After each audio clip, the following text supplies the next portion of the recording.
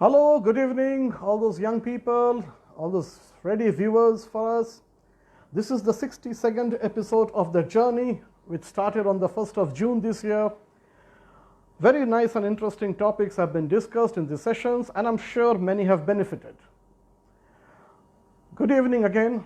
I'm sure people have joined, and let us go ahead. This is a weekend. I will not do anything serious this evening. I don't want to spoil it for you.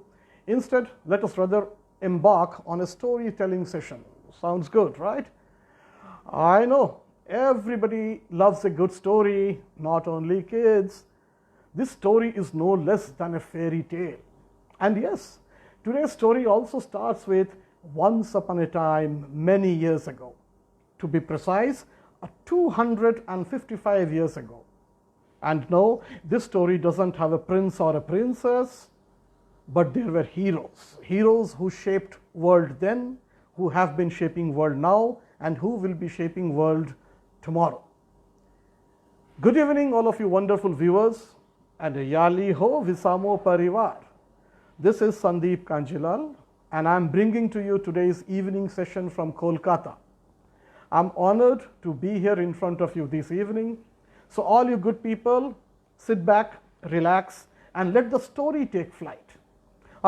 Do add your valuable comments and questions, and we will take it up or discuss this at the end of the session. Okay, so let the story begin. It all began many years ago.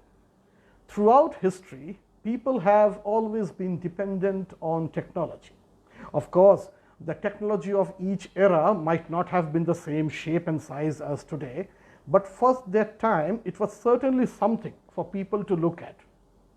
A wheel or a pulley, simple thing, right? You just look at them and you see what's so great about it. But when they were invented, they must have brought out amazed reactions. Technology was always important. So, if we talk of Industry 4, what is this? People have always used technology. They were available to make their life easier, and at the same time, they always tried to take technology to a new level, to make it more perfect, more better. How can we extract more from it? This is how the concept of industrial revolution began. Right now, we are on the Industry 4, as I said. So why is it called 4.0, not 4.1 or 4.2? I seriously don't know. Industry experts or industry people have started to talk it as 4.0, just like those software versions 1.2 or 1.3. So this is Industry 4.0. Sounds good. We carry it on that way. So what were the previous three revolutions? If this is fourth, there should have been a first and a second and a third. Here starts our story.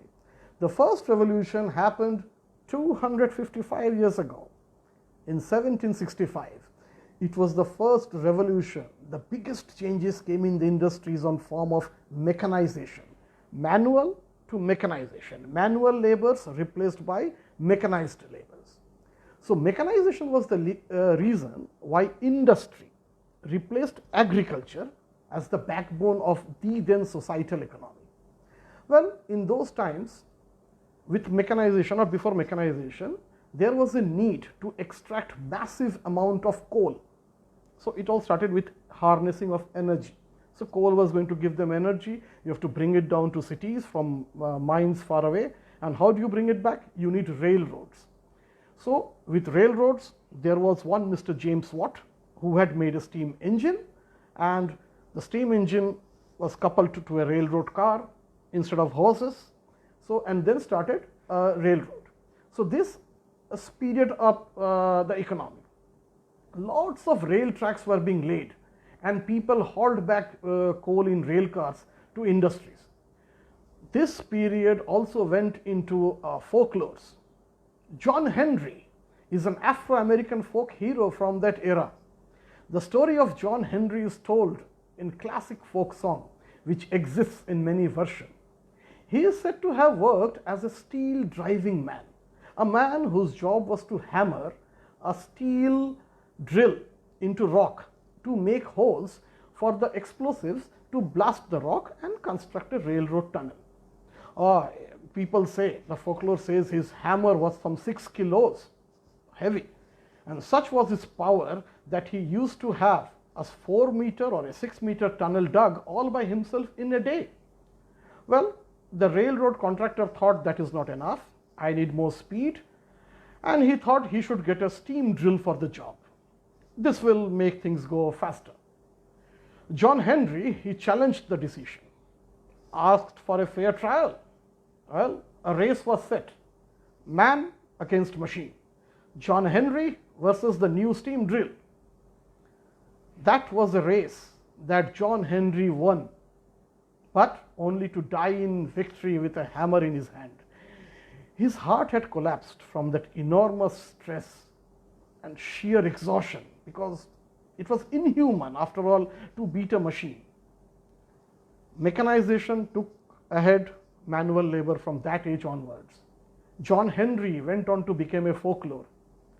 The immortal song was sung by many greats like Harry Belafonte, Pete Seeger, even the boss, Bruce Springsteen, Stanley Brothers, Johnny Cash.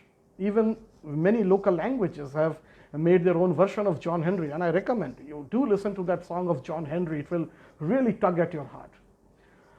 Okay, so that was the romance of the first industrial revolution, when things changed from manual to mechanization. Now, we come to the second industrial revolution, and how long humankind had to wait? 100 years, correct, a century. From first to second, we waited for 100 years for the next revolution. It happened in 1870, 1765, 1870, 105 years. But it was worth the wait. It was really, really good. Why? Because it was the most important one, the revolution, second. How did it start? The first started in search of coal and energy. The second one also started because of emergence of new sources of energy, gas, oil, and most important, electricity. Right. So there lied the magic. In 1878, Thomas Alva Edison, he formed the Edison Electric Light Company in New York City. It was the world's first public electricity supply. In 1881, streets of Surrey in UK, they were lit by electric lights. So that was when the second revolution happened. So it happened always in search of energy. So then also happened is, in this time we saw emergence of creation of internal combustion engines, the IC engines.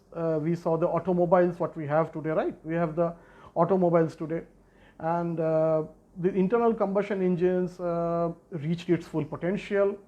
Other important point of the second revolution was development of steel demand, steel fabrication, steel forging shops, steel plants started to come up in Germany, in England. They were the famous steel manufacturing factories at those times.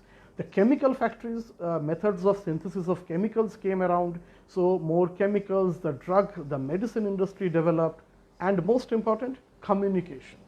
Communication such as telegraph, Alexander Graham Bell invented the telephone. So lot of things happened in this second industrial revolution. That is why I told you it is one of the most important. But finally, with the invention of automobile and the flying machines, the aircraft, which happened at the beginning of 20th century, the second industrial revolution was and is really considered to be the most important one. Well, so far so good. Another century passes. Again 100 years. After achieving so much, we have to wait for 100 years. Then comes the third industrial revolution in 1969, 1970s. Here again, what is the source of, or what is the inspiration of this revolution? Energy. That coal, electricity, oil, gas, and again energy. Now it was untapped energy, the nuclear energy. The third revolution also brought forth the rise of electronics. The telephone system developed, telecommunication systems developed, telegram and all that stuff happened. And of course, the Computers, that was a real game changer. The computers were introduced. The third industrial revolution also opened up doors to space expeditions, biotechnology, and in the world of industries, I mean brick and mortar, our industries, two major inventions happened. One was programmable logic controllers, or what we call PLCs. They are small chips designed to control everything what you use today, washing machines to rockets. So we had programmable logic controllers, the PLC, and the second one was the robots. 2 axis, 3 axis, 4 axis, the complicated stuffs. So they start to happen in this third industrial revolution. Together, these PLCs, robots, space expedition, nuclear energy, they helped give rise to an era of high-level automation. That was really something, and which we have all seen. People of my age, we literally have grown up in that age, I mean, when things were happening. Now, we come to Industry 4.0. And when does it happen? Within 30 years. So from first to second, it was 100 years. Second to third, another century, another 100 years. Third to fourth, just 30 years. Human beings, human intelligence were really going leaps and bounds. It was not a long wait. Well, this term, the fourth industrial revolution, was first coined by a German professor in 2011. 2011. But that doesn't mean the revolution started in 2011. You all know it started in 2000, 2001, 2 or something like that. There is no clear boundary. It must have started from that time onwards. Even standing here today in this 2020 on 1st of August, truly speaking, the magnitude or the impact of this Industry 4, it is growing every day. It is growing every day. I don't know where will it end. Industry 4 uses one thing that everyone uses. You are using it right now. The internet. Oh yeah, exactly, the internet. So internet is what is going to command the Industry 4 revolution. If I look at a name, I mean, what is Industry 4 by definition or something? Well, for the ones who love definitions, Industry 4 is just a name given to current trend of automation and data exchange in manufacturing technologies, which include cyber physical systems. Now, what is the cyber physical systems? It sounds a very cyborg sort of thing, something like Arnold Schwarzenegger's Terminator kind of machine. It's not nothing like that. You have a physical system, right?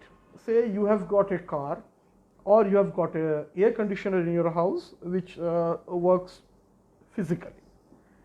How would it be that I am sitting in my house, I would like to go out, and I want the car air conditioner to be on by the time I am inside the car. So I can connect it through internet. Before 5 minutes, I start the car engine, and when I am there in the car, the AC is working, it's cool for me, it's good for me to go in. In the same way, if I come back home, how would it be happen? If I am just 5 minutes away from home, I would like to have a hot water bath. I have a tiring day. So I would like to have the geyser on. So through internet connectivity, through IoT or Industry 4 systems, I can have my geyser on, temperature to 65 degrees Celsius, ready, hot water for me as soon as I enter. No need to wait, look at the geyser, nothing doing. Just go to the washroom, fresh and clean, and ready for the day's work or the evening's work. Well, so that is what is a cyber physical system. It involves all these IoTs, Internet of Things, cloud computing, something called cloud. Well, it doesn't look anything like those cumulus clouds out there. Cloud computing, cognitive computing through computers like this, artificial intelligence, machine learning, self-learning algorithms, pattern recognition, right? We scan and pay, this Paytms and BeamPay, it's a pattern recognition things, the data mining, how do we understand what is happening, how programs scan your needs and they select things for you, all these things happen. Boundaryless. The prospects of Industry 4 is practically limitless. There is no boundary. You can push the envelope, and people are pushing it day by day. The best is yet to come. We haven't seen the best as yet. So, we have seen the 1, 2, 3, and now we are into the fourth stage of revolution.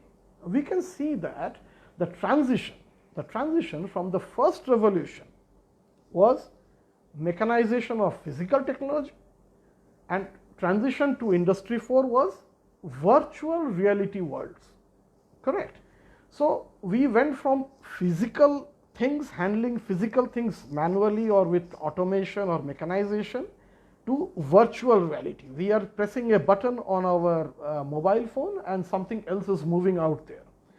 Even manufacturing techniques are possible where I sit in my home or in my somewhere remote location and I can run a machine which is anywhere in the world and it works at my command over here. I don't need to be physically present there. There can be web-based cameras and something which I can see how it's functioning, production reports done, and everything is settled out, done, delivered without even me or an operator going there. And things are there, it's working, it's happening, it's happening.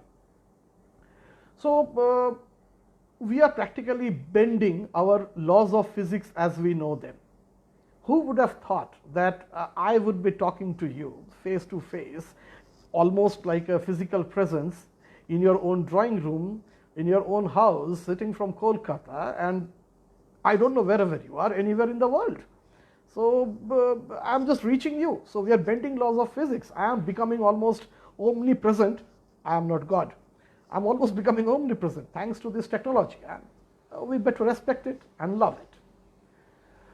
Why is this important?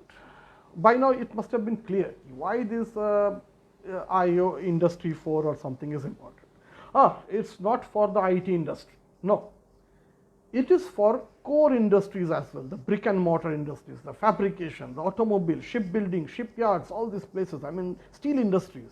These are the core industry, I would say. They really help shape our country or economy and everything. Well, here I feel that over recent years, I have been talking to a lot of students in campus interviews or anything like that. They started to feel that all the good jobs, I don't know what these kids nowadays call a good jobs, all the good jobs are only with the IT sector. But when I go through the annual reports of Visamo Kids Foundation, of the Kalorex group, or I glance through their web page or watch their uploaded contents, I am always so impressed. I'm in awe of the wonderful work that is going on towards making primary education available. For whom? For the kids who otherwise could have only dreamt. Their dreams can come true only when we hold their hands, we hold each other's hands. Wonderful young painters have showcased their creations in shows and exhibitions. I have myself seen uploaded contents and they're so beautiful. I could not believe that a 5-year or a 6-year student or a person can do such brilliant artwork, and coming from such families, some underprivileged families. It's brilliant work. Students, they have excelled and grown into professional fields. Our job is to inform these young minds, these Gen Next, that core industries are there to stand by you, and core industries are there with their modern ways. I agree. Years back, if anybody would have walked into a shop floor, he would have seen a dirty shop floor, a lot of noise, light and everything. People are sweating it out. But modern shop floors, they are not a sweat shop. It's a pleasure to be in a modern shop floor. You walk on vinyl painted floors, smooth machines working and here, and it's beautiful. It's just beautiful. So I tell these people, these young people whom Visamo all are telling, I mean, come, join the core industry, and they are ready with Industry 4 systems, all latest updates. It is not only the IT sector which gives you the comforts of a chair or air condition and all, but core sector is ready for you. So our job is to inform these young minds that we are there with our modern ways. So it's not only the IT sectors that they should be looking at. Of course. Industry 4 needs IT to support them. Correct. But that's about it. Support. The main work that needs to be done by machines and the men behind the machines. And who are these men? These men are the modern day John Henrys. Right? It's a full circle. The John Henry is again coming back.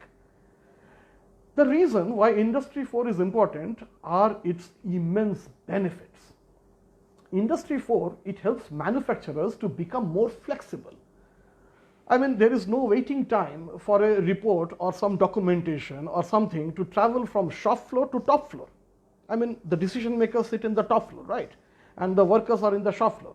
So they can sit in the top floor and immediately assess the reports. I mean, no problems of anything wrong, something happening, wrong noting done or something. No, it's as it happens, it is captured live. And that's the beauty of it. Decision making becomes very flexible and quick. It improves their reaction time to changes in market. I mean, we all are market driven now, slowly. We can't afford to be anything else. We are market driven. So it changes their reaction time to market. Most important, it is very consumer centric. Yeah, consumer is king. Customers are king nowadays. Customers can now be seen as a part of this sourcing to supply chain. With their choices, customers' choices, customers can define what to produce, how much to produce, and at what price to produce. Correct. You cannot charge me something or rip me off for which I won't be able to pay, or I won't be paying. Simple, as simple as that. You just cannot rip me off nowadays. So in this sense, customers have started to strongly influence the product design from procurement right up to sourcing. Industry 4 with machine learning and artificial intelligence will substantially change conditions for workers. And I accept many jobs will disappear. Take it, many jobs will disappear, but the positive part, the plus side of it, we will gain a lot of new jobs. Lot of new jobs are in the anvil, it's coming up. And many repetitive tasks will shift from manual labor to automation. I mean, you don't need to do a job. A man doesn't need to go on hammering a piece. A man is known for his brains, not for his brawn, correct, in the shop floor. So you use your brains where it is needed. Let the hammering be done by some machine. It will have a big impact. It is having a big impact. But then again, I repeat, it is not only about IT programmers. These IT programmers, with full respect, they will program only when they know what to code, right? And who is going to tell them what to code? The core industry guys. The core industry guys will tell them. They are the ones who knows the process. They are the ones who knows how to make things happen. So the core industry guys will tell the IT programmers that these are the way you code the process for me, and the benefits come to core industry. And in machine learning, in artificial intelligence, the major impact will be from people who are into mathematics, who are into statistics. This I have been learning very recently. Yes, a career in statistics is perhaps the most in demand now, because this will form the basis for all these IoTs, Internet of Things and machine learning, AI, artificial intelligence, and all this industry 4 jargons and stuff. Well, to sum it up, industry 4 is going to stay. Adapt to it quicker the better, and it will definitely make life better and the process is easier. I would encourage all of you who have lent me your ears today to support the cause of Visamo Kids Foundation and Kalorex Group. It's not only about monetary support. This can be done in ways as simple, for example, you can give a like here right now, or you can share this video, or you can share the activities. There are a lot of activities in their web page. You share their activities, you donate some old books, one of your books you don't read or you enjoyed in a childhood, or something which you would like others to read. You donate their books to their library. You spend time with their kids online now or offline. If there is a post-COVID case offline, you can do that. Maybe you can write a blog spreading the good word of what they are doing. And if you can arrange, all of you, I mean anybody, if you can arrange, do conduct a training for their staff. It can be just anything which you feel is beneficial to them. Strengthen their cause, for they are helping build the now little powerhouses. These powerhouses will grow to govern our future. A lot can be done remotely when we work together. I am sure about it. Well, that's about my talk. I had wanted to keep it short and sweet. So if there is any questions, I will just go to the comment sections and I will check it up. If there is nothing, then we will say goodbye. Okay, let's go from the start. Yes, there were few people, many people who have joined. Okay. I am yet to see any questions, frankly. Bandita Roy, lessons in history, yes, and history repeats itself. So we have to. Nirav, excellent research, yes, I would love to. It's a storytelling session, I told you, so listen to it like a story. And as I told you, everybody loves the story. You need not be a kid for that. Anindita, thank you. Okay. Sanjeet Chakravarti, okay. Jayant, Kalorex Public. Okay, I don't see any questions really. Pallav also is appreciating. It is his topic, I know that. I don't see any questions. And yes, Devjani, any topics, when you tell like a story, it is interesting. And I'm sure even the most complicated rocket science can be told in the very nice possible way. So long for now. Allow me to take your leave. It's Saturday evening. Guys, go and enjoy. Thank you for listening to me. Wish you all good people a very nice evening. Stay safe, stay secured, stay connected. Namaste. Bye.